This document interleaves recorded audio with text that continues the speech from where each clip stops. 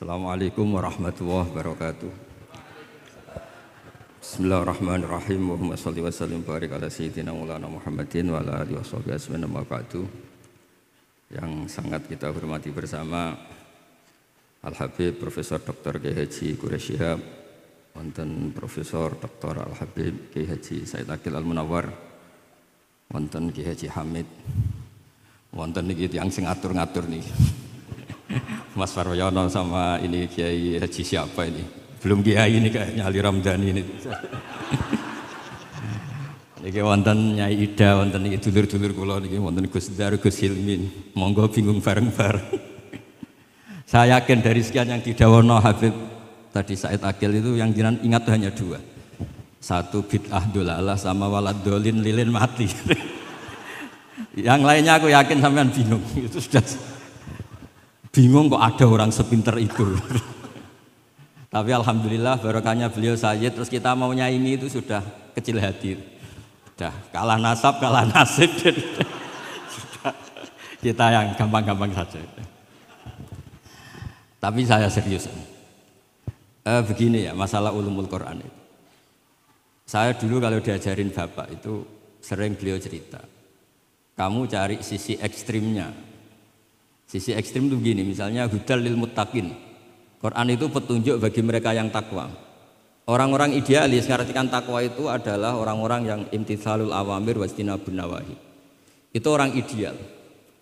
Tapi faktanya Sayyidina Umar itu masuk Islam itu dengar surat Toha hina kana huwa kafir. Ketika beliau masih kafir. Beberapa sahabat dulu masuk Islam itu ketika mendengar Quran statusnya masih kafir. Sehingga ada bukti bahwa orang tidak muttaqin juga bisa dapat hidayat Quran. Nah, barokahnya kita baca banyak, Quran itu bukan sekedar hudal lil muttaqin tapi juga hudal linnas. Lalu dianalisis. Oh, jangan-jangan lil muttaqin ini cara balaghah min babil iktifa. Lil muttaqin wa ghairihim.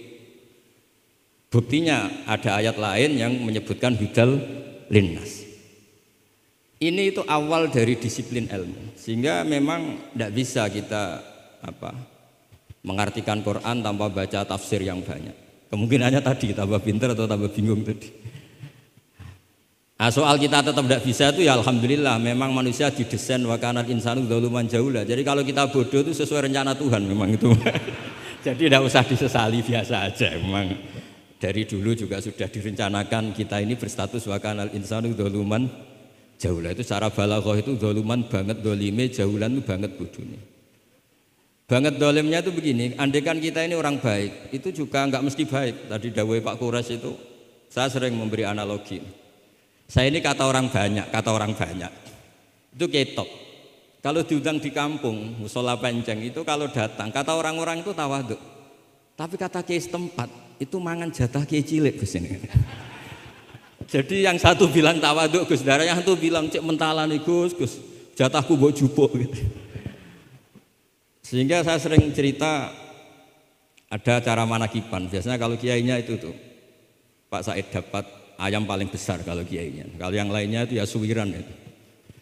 Barokahnya saya tidak datang, yang dipakai itu kiai-kiai yang kira-kira mabadik fikih. Saya ini kan dianggap kiai kolyubi. Itu maturnunya sama saya itu maturun Gus jiran gak teko. Aduh aku untuk suwiran gitu. Karena sekali saya yang datang itu ya kira-kira bintangnya saya. Jadi kadang-kadang antara tawaduk dan ngambil jatah itu gak jelas. Nah ini pentingnya ngaji ijtihad, makanya di sahabat kita muwafaqat. Ijtihad itu satu logika yang enggak konsisten. Sebab itu Rasulullah SAW itu kalau ngendikan apa saja, itu ya juga dianalisis oleh sahabat. Misalnya begini, ya ummul qauma aqra'uhum li kitabillah. Tentu imam itu yang terbaik. Tapi di beberapa kejadian Akabiru sahabah itu pernah makmum sama Salim Maula Hudzaifah. Itu orang yang kelas nasabnya, marganya itu jauh di bawah Abu Bakar Umar. Tapi beliau makmum sama Salim Maula Hudzaifah. Bahkan beberapa riwayat yang Nabi ngendikan cara shorihan itu sama sahabat masih dinego. Karena ada ranah ijtihad. Misalnya Nabi ngendikan la tusalliyanna asra ila fi bani Quraidah. Ternyata mendekati Bani Quraidah kadati syamsu antagruba, matahari hampir terbenam. Sebagian sahabat berpikir kita harus sholat di sini karena matahari mau terbenam. Sebagian yang lain enggak, Nabi bilang jangan asar kecuali di Bani Quraidah. Separuh sholat asar, separuh enggak. Falam yu'annif ahadan minhum, Nabi enggak menyalahkan salah satu karena ini masalah apa? Ijtihad. Jadi ini matur juga Gus Samit, saya tadi dari rumah bilang sama keluarga, saya datang tapi mau pamit. Ini saya sudah mau jadi resi, mau uzlah. Karena ya itu tadi, kalau saya ngisi terus itu apa tawadhu, apa nutup jatahnya orang lain itu juga gak jelas. Nanti hisabnya itu apa ya, gak jelas. Bapak itu sering ngajari gitu. Pak itu kiai sepuh jadi imam masjid istiqomah sekali sampai tua. Itu istiqomah apa mau digenti kan? Itu istiqomah atau enggak mau regenerasi. Jadi orang itu biar mikir. Saya beri contoh sekian pentingnya ijtihad. Karena Rasulullah sallallahu alaihi wasallam idan sarafa min sholatihi aqbala alaina biwajhi. Sehingga banyak orang, banyak imam kalau habis sholat itu langsung menghadap ke makmumin. Kalau di Indonesia menghadap ke timur. Tapi di beberapa tabwibnya Imam Bukhari atau Tarjamatul Bukhari, beliau menyebut itu lil mauidhah. Buktinya setelah itu Nabi ngendikan ara'aitakum lailatakum hadhi. Kamu mimpi apa? Coba terangkan ke saya. Sehingga terus ada yang mempraktekkan boleh menghadap ke makmumin kalau li ta'lim atau lil mauidhah. Tapi banyak juga ulama yang menganalisis itu bentuk maklumat anna sholata inqadat, bahwa sholat itu selesai. Takutnya Nabi kalau tetap menghadap ke barat sesuai bentuk duduk tawarruk atau tahiyat akhir atau itu nanti dikira Nabi fi sholat. Sehingga orang yang datang kemudian Allahu Akbar makmum sama Nabi itu bahaya betul dalam bab sholat. Karena rabtus sholat biman laisa fi sholatin. Berarti makmum tadi menggantungkan sholatnya dengan orang yang sudah tidak sholat. Sehingga dibutuhkan sikap memaklumatkan kalau sholat itu inqadat. Dengan cara apa? Boleh menghadap ke timur, boleh menghadap ke utara kalau dalam konteks Indonesia. Kalau kata Imam Syafi'i, ja'alul makmumin janibal yamin, berarti orangnya menghadap ke utara kalau. Nah, analisis seperti ini penting karena Nabi memang nggak konsisten. Kadang aqbala alaina biwajhi, kadang istaghfara salasan suman sorofa, kadang apa. Sehingga barokahnya ilmu itu akan luar biasa. Tadi juga disebutkan menyangkut bid'ah. Kalau sampai belajar ulumul hadis, Sayyid Muhammad menulis dalam kitab Abwabul Farad, kalau bid'ah itu artinya yang nggak pernah diajarkan Nabi, itu berapa kejadian zaman Rasulullah yang Nabi membenarkan sesuatu yang Nabi sendiri itu tidak tahu. Masyhur itu ada sahabat ketika i'tidal bilang Rabbana lakal hamdu hamdan katsiran thayyiban mubarakan fi. Kita tahu ajaran Nabi adalah Rabbana lakal hamdu mil samawati atau mil as-samawati wal ardh. Sehingga setelah sholat Nabi tanya, ayyukumul qail, siapa tadi yang melafadzkan itu? Semua sahabat itu diam. Karena takutnya Nabi menyalahkan. Ternyata Nabi ngendikan, tadi siapa yang melafadzkan itu? Fa inni ra'aitu isna asyara malakan yabtadiruna ayyuhum yaktubu awal. Anggap ini kontes kecerdasan, makanya beliau itu cerdas banget. Ben sawangane ana kiye Jawa cerdas, ibu-ibu cerdas. Ajane kula niku nggih sungkan. Enggak, saya tadi melihat 12 malaikat, wa fi riwayatin salasina malakan, itu ada beberapa riwayat. Yang mereka itu berebut menulis siapa yang menulis pertama. Saking indahnya kalimat itu. Terus ada orang bilang, ha ana ya Rasulullah, tadi saya. Itu min ghairi sabqit ta'lim, tapi tidak mengajarkan itu dulu. Terus Sayyid Muhammad melihat lagi peristiwa Bilal. Ya Bilal, kamu itu punya ngalaman apa sih sampai saya mendengar dafana alaika fil jannah. Saya melihat Qur'an alaika fil jannah. Ketukan sandal kamu di surga. Bilal cerita, saya tidak pernah wudhu gini-gini kecuali saya sholat dengan wudhu itu. Dan banyak lagi amal-amal sahabat yang min ghairi sabqit ta'lim kemudian di-ACC oleh Nabi. Andai kan bid'ah itu yang belum diajarkan Nabi, tentu semua itu salah. Kowe sing marahi sapa? Ora tak warai kok kreasi dhewe. Fa antal musyarri'. Tidak, Nabi ternyata mengiyakan. Yang ketiga yaitu peristiwa kulhu. Ada imam di Masjid Kuba, kila fi syariatin Nabi arsala syariatan itu selalu kalau imam itu baca kulhu sampai makmumnya itu jenuh karena main kulhu terus. Singkat cerita si imam ini dilaporkan, ya Rasulullah, imam yang kau tugaskan ke kita ini main kulhu terus. Itu gimana ya Rasulullah? Tapi Nabi karena bijak panggil orang itu, dipanggil. Kenapa kamu sering baca kulhu? Li anna suratal ikhlas sifatur rahman fa ana uhibbuha. itu surat yang benar-benar hanya menerangkan Allah sehingga saya suka. Kalau surat lainnya itu kan surat proposal. Misalnya Anda bilang ujibu da'wata da'i terus dongo. Banyak sifatnya Allah yang kamu suka itu karena terkait Anda. Kalau ini enggak ada yang terkait kita, murni tentang Allah sehingga saya suka. Makanya disebut suratul Ikhlas. Kalau Anda baca Ar-Rahman mesti terus hanya irhamna. Anda baca Ghafur terus ighfir lana. Jadi kepentingan Anda langsung diungkapkan. Apalagi yang Al-Mujib. Wah, langsung kemana-mana hajatnya disampaikan semua. Kamu yang punya utang, Allah yang kamu libatkan gitu. Ya kan? Kamu yang ingin wahyu, Allah kamu libatkan, ya Allah. Masih disuruh enggak konangan itu kan enggak ikut Allah, enggak ikut utang, kamu libatkan suruh nyaur gitu kan. Tapi kalau surat Ikhlas tidak ada itu semua. Tidak ada Mujib, tidak ada Rahman, tidak ada, pokoknya tentang Allah saja. Maka saya suka. Sehingga disebut surat Ikhlas karena orang baca surat Ikhlas itu pasti ikhlas karena ada terkait tentang kita. Tapi apa kata Nabi? Barusan Jibril datang memberitahu Allah itu suka kamu. Akhbirhu annallaha yuhibbu. Orang itu senangnya bukan main. Nah barokahnya ngaji seperti ini kalau Anda melihat imam main kulhu saja, orang alim alama itu pasti baca hadis tadi. Tapi Imam Ahmad tuh gak suka ada orang sering baca kulhu, ini cerita ijtihad. Gak suka. Beliau dikasih tahu ini kampung ini sering baca Yasin, kampung ini sering baca kulhu. Marah besar Imam Ahmad. Ayuh jarul Quran, ayuh jaru ghairu suratil Ikhlas, ayuh jaru ghairu surati Yasin. Memangnya Quran hanya kulhu. Kamu ridho kalau Quran lainnya gak dibaca. Kamu ridho kalau surat lainnya agak populer, yang populer Yasin terus.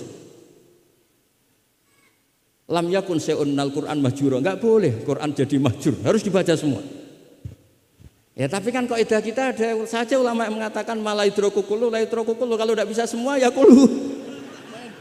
Nah, ya istihad-istihad ini yang bikin kita ini ya seneng ya kadang mangkel gitu, karena ya mangkelnya itu kok mereka yang ulama tidak kita itu. Ya kadang-kadang mangkel itu. Ya mangkel seneng itu. Saya itu pengagum kitab usul karena mbah saya itu al-usuli. Yang saya seneng ya tadi logika yang dibangun. Tapi saya pastikan al-usuli ini diantara kaidah terakhirnya itu at-takmil idza ada lil asli bil ibtal lam yu'tabar. Jadi at-takmil idza ada lil asli bil ibtal lam yu'tabar. Sehingga kiai-kiai Jawa itu kalau misalnya negur orang sepuh, saya sering diceritani kiai-kiai kampung itu ada orang sujud tuh gini, Beb. Setelah ditegur, Mbah kalau gini lebih sah, enggak membenari peci malah paginya enggak sholat lagi. Jadi makanya kiai Jawa itu malas negur karena jadinya enggak dibenahin, jadinya enggak sholat. Jadi itu masuk kaidah at-takmil idza ada lil asli bil ibtal lam yu'tabar. Jadi kalau dipaksakan ideal itu malah al-aslunya hilang. Makanya kitab ini yang saya baca, kitabnya Imam Syatibi. Asy-Syatibi itu ada dua, ada Asy-Syatibi al-Usuli, ada Asy-Syatibi yang al-Muqri, yaitu yang ngarang Firzul Amani itu ya. Nah itu ini nanti saya baca beberapa kaidah dalam ulumul Quran. Jadi ijtihad itu tidak bisa tidak benturan. Saya sering cerita di mana-mana. Dulu Imam Syafi'i itu pengagum kemiskinan karena kalau orang miskin itu tidak ada hisabnya. Oh senangnya bukan main dengan miskin, selain faktanya miskin, senang tapi dengan orang miskin, karena ada hisab. Setelah ngaji sama Imam Malik, beliau tanya, siapa orang yang selevel jenengan ya Malik? Ya dulu ada Imam Abu Hanifah, sekarang sudah wafat, tapi ada muridnya, namanya Muhammad bin Hasan Asy-Syaibani. Setelah beliau datang, Muhammad bin Hasan Asy-Syaibani itu kalau ngitung emas, itu di meja tamu, ngitung uangnya di meja tamu, banyak. Imam Syafi'i itu ngelus dodo, orang sealim ini kok kedonyan ya. Tapi kata Muhammad Hasan Asy-Syaibani, kalau kamu orang soleh gak boleh punya uang, gak boleh kaya, ini tak kasihkan sama lonte, sama koruptor, sama tukang dugem, tukang tukang judi. Jangan kalau dipakai orang fasik nanti gak karu-karuan, jenengan saja. Baru sadar, iya ya. Kalau yang orang soleh kere semua, yang fasik kaya, berarti ada syauqatu dzalim ala soleh. Ada syauqatu dzalim. Kayak apa bahayanya? Ada saltonatul fasik ala soleh. Semenjak itu Imam Syafi'i itu tuh sampai fatwa berlebihan. Orang Islam yang bisa kaya kok miskin haram. Kuat beli Alphard kok beli carry tua haram, terus berlebihan. Kalau Gus Ilmi kuat jabat kok ndak haram. Pokoknya terus ekstrim. Sampai al-Islam ya wala yulale. Terus kata kiai-kiai Jawa yang alhamdulillah banyak yang miskin juga. Komentarnya lucu, Beb. Wes ngerti, Mbah, cuma ora kelar. Artinya punya selera kaya itu kita sudah punya, jangan haramkan, semuanya tahu kok. Cuma enggak mampu, jadi udah salah no. Tapi barokahnya itu Imam Syafi'i menjadi tahu bahwa bukan sekedar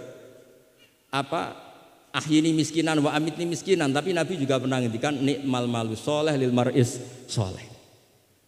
Bahkan Imam Syarani ngendikan, kamu murid-murid saya harus jadi orang kaya. Kenapa Imam Syarani? Bukankah kita disuruh zuhud? Nanti kamu kebingungan baca ayat ini, terus beliau baca anfiku. Artinya kalau kamu miskin pas baca anfiku mimma razaqnakum kamu bingung karena kamu nasibnya yunfakun. Qur'annya itu yunfikun bukan yunfakun. Yunfikun itu memberi bukan diberi. Jadi itu istihad. Maksudnya ini istihad. Jadi istihad itu sesuatu yang harus kita buka. Ya seperti inilah. Saya tidak tahu ini Gus Hamid ngundang saya ini apa ganjaran apa enggak. Kalau melihat seneng orang alim, silaturahim ya ganjaran. Tapi kalau tanyakan santri saya yang sekarang mungkin baru sorogan sama saya ikhya apa? Ganggu saja pondok kerapia. Tidak tahu nanti yang didengar Allah itu komennya yang di sana dianggap sini pengganggu.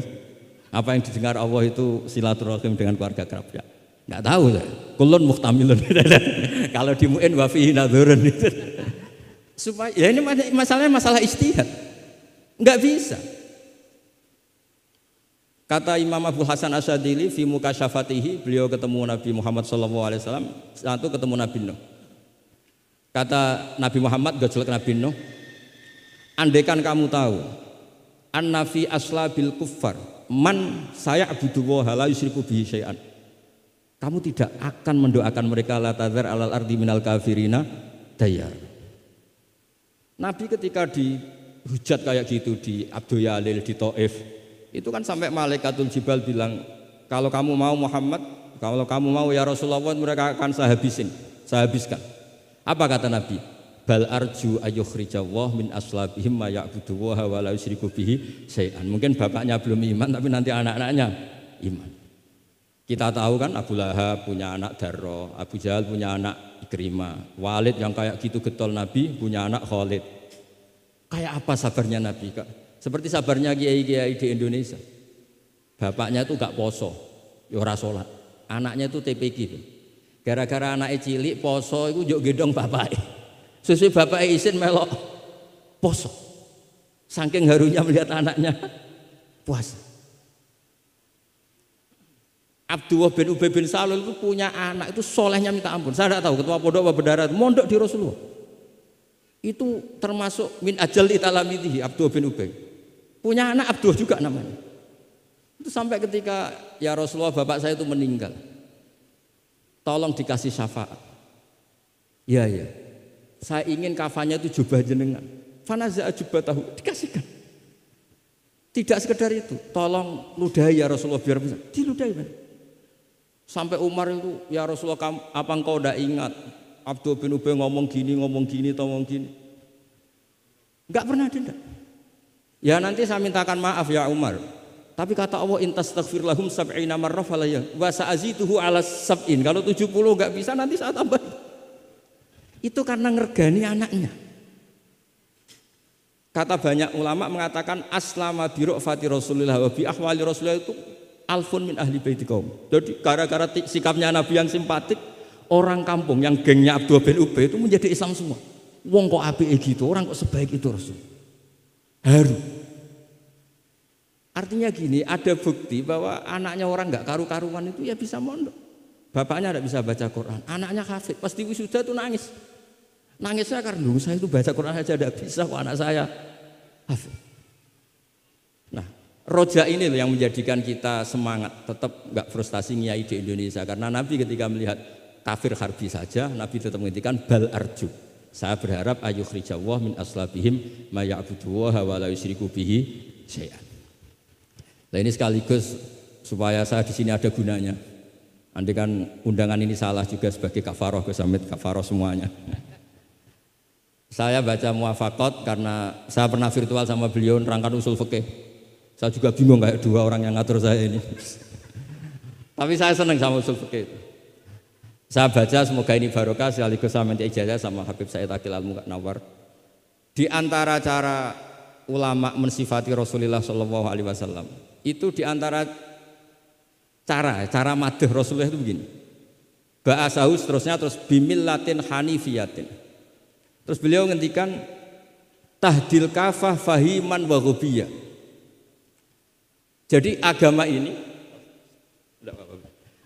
ini tahdil kafah fahiman wa ghubiyah. Wa tarfuku bijami'il mukallafin muti'an wa asiyah. Itu ketika saya tarik muti'an wa asiyah itu gimana? Bagaimana millah? Hadil millah ini bisa tarfuku bijami'il mukallafin muti'an wa asiyah. Nabi kayak apa cerita orang baik yang ideal, yang melakukan imtitsalul awamir wastinabun nawahi. Tapi Nabi juga ngendikan syafaati li ahlil kabair min ummati. Kayak apa Quran mengajarkan kita kebaikan yang ideal? Wa ibadur rahmanil ladzina yamshuna 'alal ardi hauna wa idza khatabahumul jahiluna qalu salama wal ladzina yabituna li rabbihim sujadan wa qiyama wal ladzina itu ideal. Ada lagi yang ideal disebutkan muhsinin itu apa? Alladzina yunfikuna fis sarra'i wad dharra'i wal kadhiminal ghaidha wal 'afina 'anil nas terusnya. Tapi Allah juga ngendikan qul ya ibadiyalladzina asrafu 'ala anfusihim la taqnatu mir rahmatillah. Mereka yang asrafu Allah masih manggilnya ya ibadihi hamba-hambaku, kamu kesini. Anibu ila rabbikum aslimulah. Kayak apa? Hadhil millah tarfuku bijamil mukallafin muti'an wa asiyah. Sehingga Nabi ngertikan, mangqala la ilaha illallah dakhalal jannah wa in zana in sarqa qala wa in zana in sarqa. Itu kebetulan yang tanya itu Abu Dzar. Abu Dzar itu orang yang fikihnya itu ekstrim. Malah yang didhawuhi Nabi wa in zana wa in sarqa sampai tanya lagi. Ya Rasulullah tenane. Kebetulan Nabi pas itu bangun tidur. Iya, wa in zana wa in sarqa sampai 3 kali. Saking Nabi itu karena beliau bantah terus sampai Nabi ngendikan ala rohmi anfi Abi Dzar. Oh, dasar terang ora paham-paham. Abu Dzar terus bilang wa in rohima anfu Abi Dzar. Meskipun begitu saya puas karena sudah mengkonfirmasi sampai 3 kali. Sehingga dalam kenangannya Ka'bul Ahbar dalam kitab Khilyatul Auliya ketika cerita manaqibu Ka'bil Ahbar. Ka'bil Ahbar ini orang ahli kitab yang maunya Islam itu terlambat karena nunggu data itu kurang 1 menurut dia. Di kitabnya dia itu kan masyhur itu Al Hadits Tsani an Yasar bin Atha an Ka'bil Akbar qala alamani abi Taurata illa sifran wahidan kana yahtimuhu wa yudkhiluhu sunduk. Falamma mata abi fatahtuhu fa idzan fihi nabiyyun yakhruju akhir zaman. Maulidu bi Makkah wa hijratu bil Madinah wa sultanuhu bisyam. Ka'bil Akbar itu tahu Rasulullah itu maulid di Makkah ini sudah benar. Wa hijratu bil Madinah sudah benar, tapi beliau tidak menangi ada sultanul Islam bisyam. Sehingga cara beliau data ini kurang 1. Ketika Futuhat Umar menaklukkan Syam dan Islam di Syam menjadi sultanah, menjadi sultan. Wa sultanuhu bisyam. Singkat cerita dia akhirnya masuk Islam dengan data yang seketat itu. Akhirnya dia jadi penasihatnya Umar bin Khattab, masyhur. Ketika di antara yang diceritakan beliau adalah yalumunani ahbaru Bani Israel. Saya ini ketika ketemu orang-orang ulamanya Bani Israel sering dicibir, disalahkan. Annani dakhaltu fi ummatin farraqahum awalan summa jama'ahum.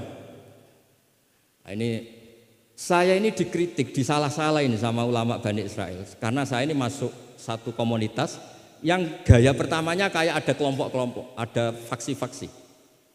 Tapi summa jama'ahum pada akhirnya jadi satu. Terus beliau baca kitab, baca Quran tadi, summa awrasnal kitab alladzina astafaina min ibadina, tadi yang dibaca Profesor Qures. Faminhum dzalimun li nafsi. Gayanya kita ini kita dibagi, ada yang dzalimun li nafsi, wa minhum muqtasid, wa minhum sabiqum bil khairati biidznillah. Tapi kata Nabi, haula kulluhum bimanzilatin wahidah wa kulluhum fil jannah. Tapi ternyata 3 orang ini semuanya di surga. Yang ngajari Quran, lelaki sama lelaki, perempuan sama perempuan itu ya fil jannah. Tapi kalau di kampung-kampung itu gurunya itu perempuan cantik. Ya ada ustadz lelaki ya agak kepikiran juga. Itu kalau diharamkan tidak jalan, dihalalkan fitnah. Tapi barokahnya agak-agak semu-semu ini yang bisa baca Quran di situ banyak. Ikutnya partai wa akharuna atarafu bidzunubihim khalatu amalan sholihah wa akhara sayyi'ah. Jadi, ini cerita saja, nanti bisa ditafsir sama beliau. Intinya kalau kita ngaji itu tadi, kita kata Sayyid Muhammad yang paling masyhur, li'annal insan kullamat tasa'a fikruh qalla inkaruhu 'alan nas. Jadi al-insan idza tasa'a fikruh qalla inkaruhu 'alan nas. Jadi tadi misalnya ada kiai besar diundang di kampung-kampung terbelakang nggak mau, jangan katakan sombong. Itu tidak membunuh pasaran kiai kampung. Yang datang puji tawadhu, yang nggak datang puji ngasih job, kan enak kan? Semuanya benar. Semuanya apa? Loh, saya kalau bilang Kemenak tidak datang karena ngasih jatah jenengan-jenengan ini. Kalau saya datang bisa majub ini. Ya ini sekaligus minta ijazah saya baca mukadimahnya supaya. Nah ini banyak keluarga saya sama dari keluarga Lasem. Ini saya baca ilmu usul fikih saya supaya semuanya dapat ijazah dari Habib Said Al-Akhir Al-Munawwar. Bismillahirrahmanirrahim. Fahiya tahmilul jama'al ghafir dhaifan wa qawiyya. Jadi agama ini menanggung orang yang dhaif juga orang yang kuat. Yang kuat diwajibkan zakat, yang dhaif sebagai mustahik zakat. Artinya apa? Agama ini semuanya diuntungkan. Terus muti'an wa asiyat. Terus wataku tuhum bi khazaimihim min qadan wa abiyya. Wa tusawwi bainahum bi hukmil adli syarifan wa daniyya. Wa tubawi uhamilaha fid dunya wal akhirati makanan aliyah. Wa tudrajun nubuwatu baina jambaihi wa illam yakun nabiyya. Watul bisu al muttasifa biha malbasan saniyah hatta yakuna lillahi waliya. Ini kata beliau, orang yang ilmunya cukup itu kata beliau dijamin hatta yakuna lillahi waliya.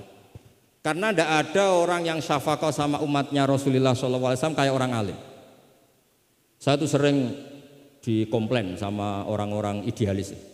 Kalau ada tetangga saya mati yang tiap malam lihat TV ngorok, habis itu bangun subuh, sudah subuh gak jamaah. Itu kan, Gus kenapa Anda muji suami saya itu orang baik, padahal malamnya itu mesti lihat TV ngorok tidur. Ya itu kan orang baik. Selama ini kan hanya dibilang dia tarokat tahajud, dia taroka qiyamal lail. Kalau saya bilang huwa tarokal ma'asyiya kullaha, karena tidur tadi. Susahnya apa sih husnudzon itu? Memang gara-gara gaya dia begitu kan tarokat tahajud, wa taroka qiyamal lail. Tapi juga harus kamu ingat, wa taroka dugem, wa taroka kada wa kada. Karena yang dikatakan taat itu tarkul manhiyat. Orang yang taatnya pas-pasan tarkul manhiyat pakai terjaga itu kepikiran. Misalnya ada dangdutan atau ada tontonan apa, lihat dak. Tapi kalau tidur kan bangun sudah selesai. Makanya ada wa min ayatihi manamukum billaili wan nahari. Kata Imam Muzali, hatta inna khaira ibadatihim an-naum. Suatu saat zaman akhir ibadah terbaik itu tidur. Karena kalau bangun ngayal, ketemu orang hasut, ribet. Tapi kalau tidur kan enggak. Lu tidur tuh hebat. Kenapa tidur itu menjadi keramat? Ru'yal anbiya wahyun. Kalau tidak nabi, ru'yal mu'min itu juz'un min sittatin wa arba'ina juz'an minan nubuwah. Itu ada ulama nganalisis gini, kenapa tidur itu objektif? Orang tuh kalau terjaga itu otaknya kan pakai versi, Allah tuh diajari. Bayangkan jadi kiai besar terus semua orang hormat. Bayangkan kiai besar semua orang tunduk, istrinya banyak, taat semua, rukun semua kan ngayal-ngayal. Terus presiden semua, pokoknya ngayal-ngayal. Allah itu diatur kayak dunia miliknya. Surga juga diatur, dia masuk surga yang ini kayak tadi kata milik banyak. Tapi kalau orang tidur itu kan nol. Dia tidak punya ikhtiar sama sekali. Nah barokahnya tidak punya ikhtiar sama sekali ini, kalau Allah mau ngasih ilham atau busyra, itu orisinil. Makanya saya ini jarang wiridan habis sholat, tapi kalau sama tidur tuh wiridan saya banyak. Ini bukan pamer, bukan. Saya sampai apal doa-doa mau tidur. Allahumma rabbas samawati sab'i wa rabbal arsyil azim rabbuna wa rabb kulli syai'in khaliqul habbi wa nazzala tawratu injiru. Semua panjang. Allahumma amantu bika wa da'tu jamila mal jawami. Gara-gara baca ilmu tadi. Orang habis sholat wiridan, habis itu jalan-jalan. Ketemu orang cantik terus nyesel. Di rumah enggak kayak itu apa, pokoknya masih banyak masalah.